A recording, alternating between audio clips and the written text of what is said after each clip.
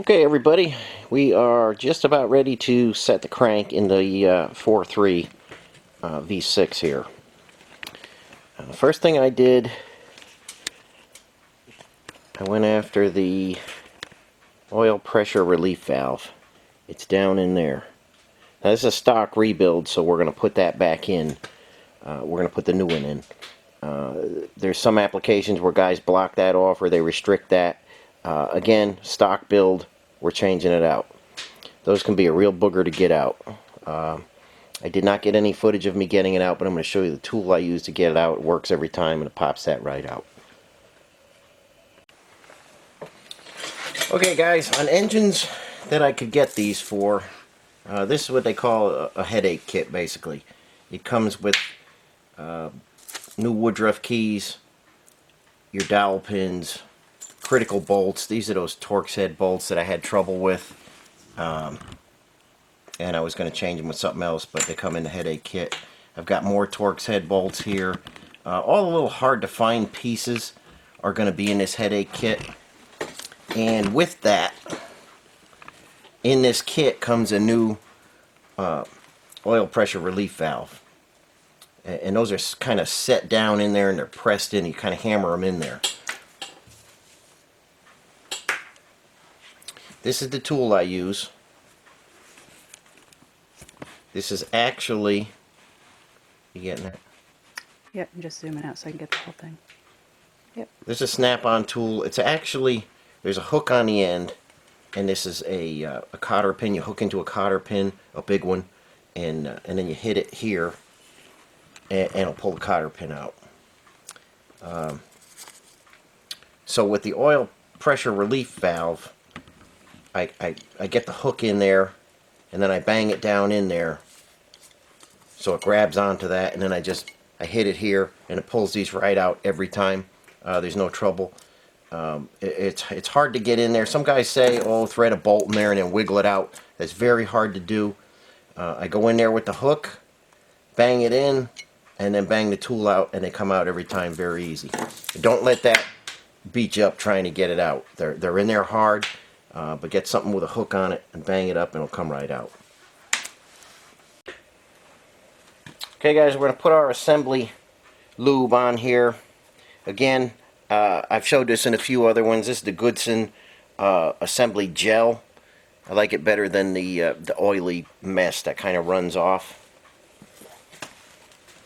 So, like I say, it's a gel.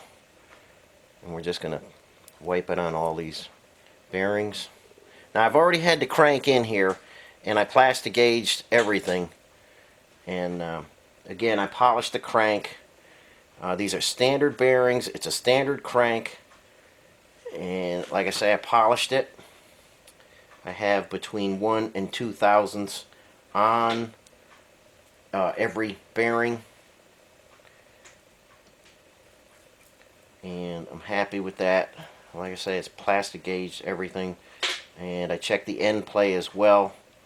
I came in at 6 thousandths of end play. And your spec is 3 to 11 thousandths.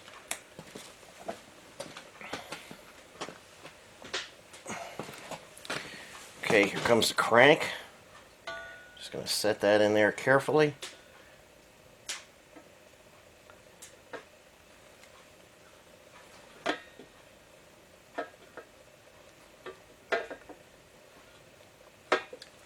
Okay.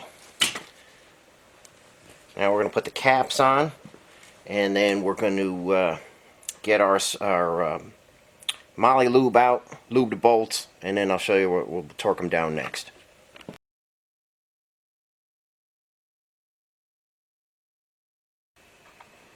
Okay guys, on all the bolts we're going to use the moly lube.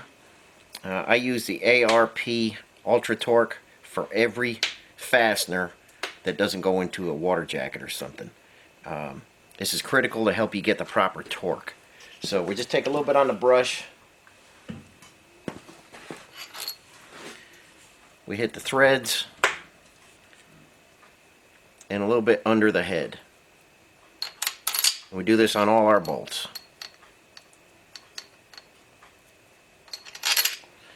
These bolts get torque to 70 foot-pounds. Oops, didn't get the 100 head. 70 foot-pounds on these guys. And we'll be back and torque this down. Okay guys, got our 1/2-inch snap-on torque wrench. I recently had this calibrated. Last year it was calibrated. It's critical you every now and again send your torque wrenches out to be calibrated. You want to make sure if you're using the assembly lube and you want real torque that you know what you got. And it's hard to know what you got in the shop with your torque wrench. If you think it's going crazy, send it out and have it calibrated. So we're just taking these down snug, and then we'll take them right to 70 foot-pounds. You kind of hear them kind of click in there.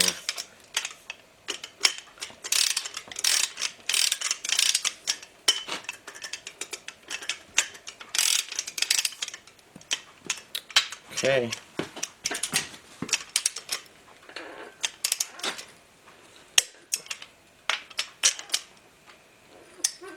There's 70 on those, and we're going to go over these twice.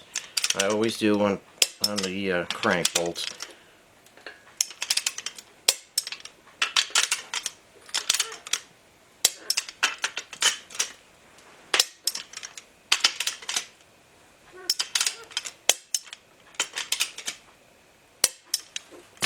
Alright.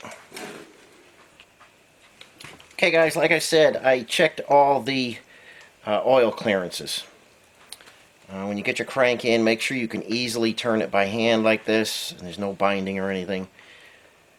1, 2, and 3 oil clearances is anywhere from 6/10 to 3/1000 and 6/10.